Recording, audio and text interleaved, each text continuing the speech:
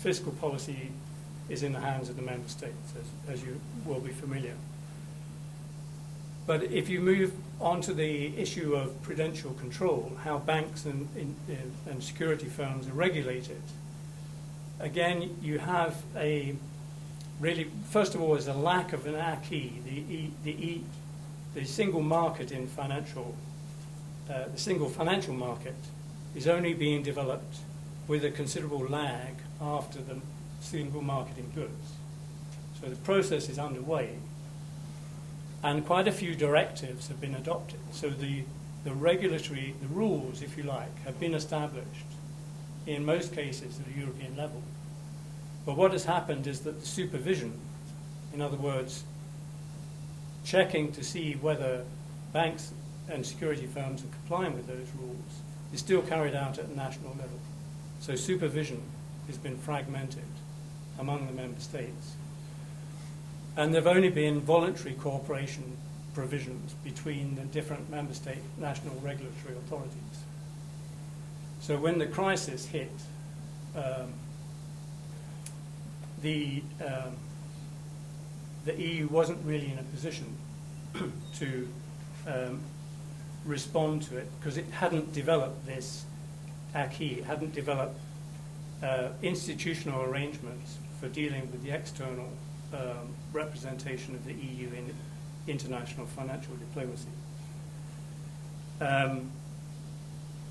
But again, I think there's an example, this may well be an example of where the external factor plays an important role, because the fact that the crisis has occurred has led to quite significant changes taking place within the EU. Over a short period of time, you've seen an acceleration of the so-called roadmap to implement the regulatory framework in financial services. And you've seen a shift in policy.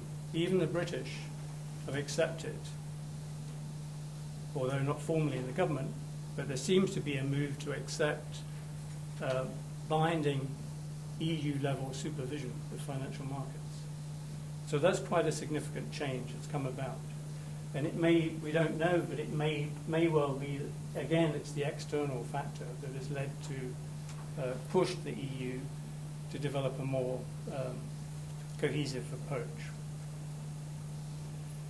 But clearly, in the response to the crisis, what the EU was doing was following the agenda. It was ex-post coordination rather than ex-ante coordination. And that hasn't been the case in environment. If you look at the case of environment, the EU has aspired to be a global leader in discussions on global warming. And this is the case even though the competence question is not particularly clear-cut in the environment field. But over the past 2 decades, there's been a development of institutional arrangements which has given the member states confidence that the EU can have a single negotiator, whether it's from a member state or from the Commission, and that negotiator will represent all of the EU interests. And also, if you look at environment compared to the financial sector, the domestic acquis is much more developed. European environmental legislation is well developed, and interests which were divergent at the beginning of the 1980s have converged so that most private sector interests have moved towards a position in which they accept the need for more low-carbon growth.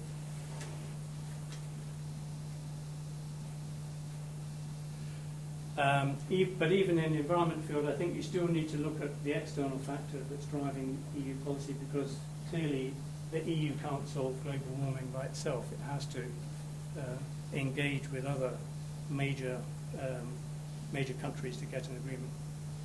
So forgive me for going back to those points, but I think if you compare trade with the finance sector, with environment, and maybe energy or some other areas, you can begin to see which are the key factors shaping European external economic policy.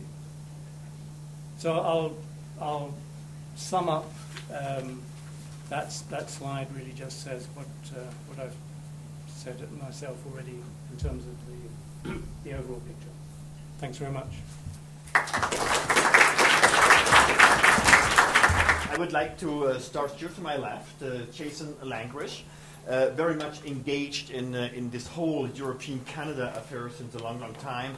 He's the executive director of the Canada-Europe Business Roundtable, an agency, an institution you may have heard about, very engaged, very vocal in pushing forward for the EU-Canada agreement. Thanks that you made it from Toronto to Vancouver. Welcome. Besides him, we can welcome Fred Kingston. He's the senior economic advisor and also commercial affairs from the EU delegation in Ottawa. Welcome, Fred, another kind of expert in the field, very knowledgeable and knows much more than academics do who are only able to read those kind of papers and statements. Those are people who are at least behind the curtain pushing the agenda. And I guess so, according to what I overall know about the process of EU-Canada negotiations, this also is true for our third speaker of the evening, Jörn Rohde. He's the deputy head of the German embassy in Ottawa. In Ottawa. So also very much engaged in economic affairs. And so we have three real specialists here. And it's a bit my job now to engage those three of them in a kind of conversation, because what I would like to do actually is not so much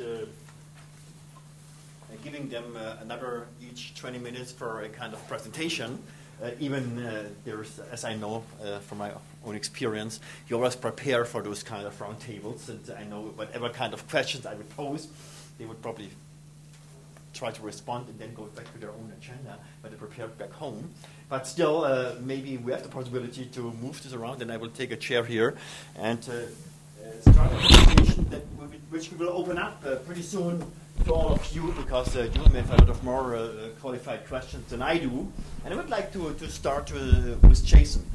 We heard about, just in the presentation of Stephen Woolcock, about the economic benefits that may occur in the best case. We would come to this kind of agreement. In absolute terms, the benefits obviously are larger for the European Union, but it's a larger unit. In relative terms, it's pretty much the same kind in terms of contribution to GDP. But still, they're small. It's not a big push we could expect. It will not change the world, particularly given the current economic situation. So I guess there may be some sectors who may benefit more and others may benefit less, or even will, looking at a joint study, may even experience some kind of losses, at least in terms of market shares. So what is your take on the kind of support and the kind of sectoral advantages we will see in this best case? There will be an agreement coming up pretty soon.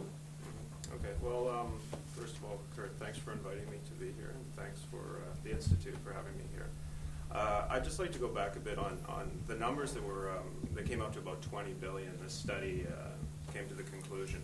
The first point is that was widely accepted as the lower bound as to what would occur should this agreement be negotiated. And it's very difficult to model. I mean, when an agreement that's based, to put it into context, over the last 10 years, the investment component of the Canada-EU relationship has gone from about 100 million euros, or 100 billion, dollars, or euros, I think it's dollars, to about 250 billion now. So who would have guessed? I mean, if you went back 10 years and you had modeled it, would you have modeled that it was going to go up by 150 billion? I doubt it. And also, it's hard to predict where economic circumstances will go, because we wouldn't have guessed 2 years ago that we'd be in the financial crisis that we're in now.